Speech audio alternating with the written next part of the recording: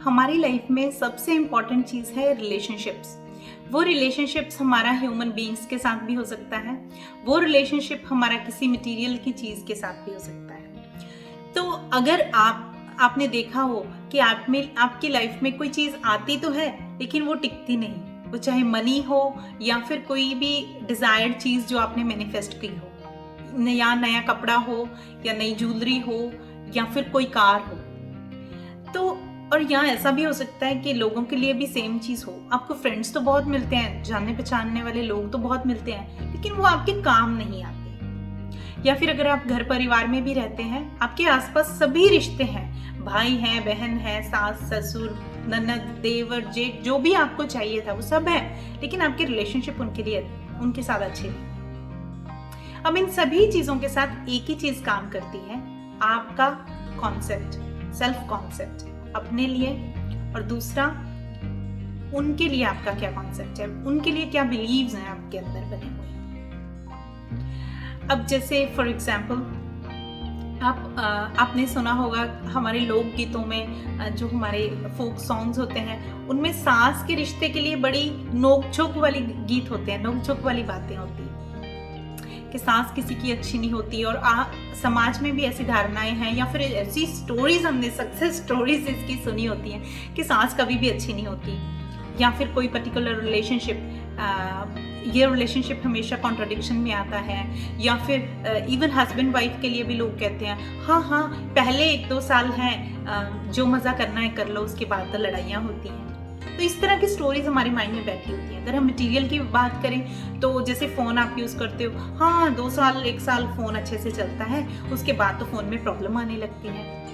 या फिर कपड़ों की अगर बात करें, हाँ एक पर्टिकुलर शॉप से अगर आप कपड़े लेते हो, वहाँ के कपड़े इतने दिन चलते नहीं हैं। तो इस तरह से कुछ ना कुछ धारणाएं हमारे माइंड में बैठी होती हैं किसी पर्टिकुलर चीज़ को लेकर, और वही उन्हीं धारणाओं के ऊपर बेस्ड ही हमारी जो रियलिटी है वो बनती है। तो अगर आपकी अवेयरनेस में कुछ भी ऐसा गड़बड़ चल रहा है किसी भी तरीके, या फिर मनी के साथ भी ऐसा ही होता है, हमारे कई बार मनी के लिए भी रिलेशनशिप खट्टा होता है। हम चाहते तो हैं हमारी लाइफ में मनी आए, लेकिन हम रिलेशनशिप, उसके बारे में धारणाएं बड़ी बुरी बुरी हैं हमारे मन में। तो जैसे ही ये सारी नेगेटिव बिलीव्स आपके दिमाग में आए, उनको लिखिए, उसके बाद एक एक करके उसको एड्रेस कीजिए। अगर आपकी लाइफ आपको नॉट फ्री चाहिए, गांठें नहीं चाहिए अपनी लाइफ में, अपनी लाइफ का रास्ता स्मूथ चाहिए, तो आपको इन नेगेटिव बिलीव्स को एड्रेस करना होगा। तो बात करते हैं रिलेशनशिप्स की। सबसे पहले, अगर आपके दिमाग में किसी भी पर्टिकुलर रिलेशनशिप के लेकर कोई नेगेटिव बिलीफ है, या फिर on the other way around, अगर आपका किसी के साथ रिलेशनशिप अच्छा नहीं है, तो माइंड में सोचिए कि आपके दिमाग में इस रिलेशनशिप के बारे में क्या क्या है। आपको वो हील करने की जरूरत है।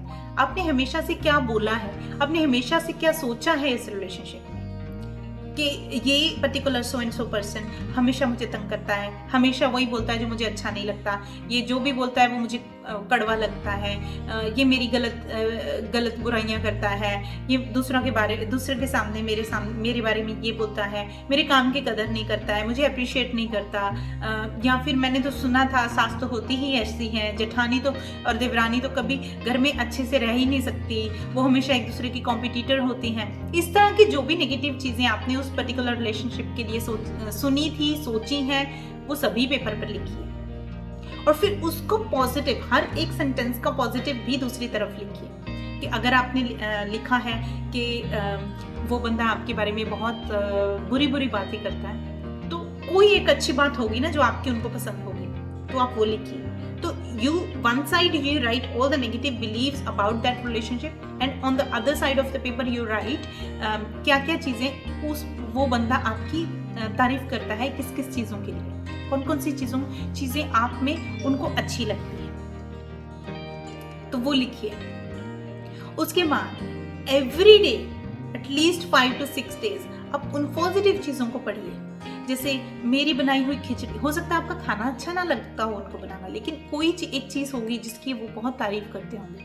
अगर आपकी रोटी सब्जी बनाई अच्छी नहीं लगती, लेकिन शायद आपका डेजर्ट बनाया अच्छा लगता हो, शायद आपके हाथ की खीर उनको बहुत पसंद हो, शायद आपकी स्नैक्स की वो बहुत ज़्यादा तारीफ करते हो, तो उनको मेरे हाथ की खीर बहुत पसंद है। जब वो खीर खाते हैं वो एकदम बहुत खुश हो जाते हैं।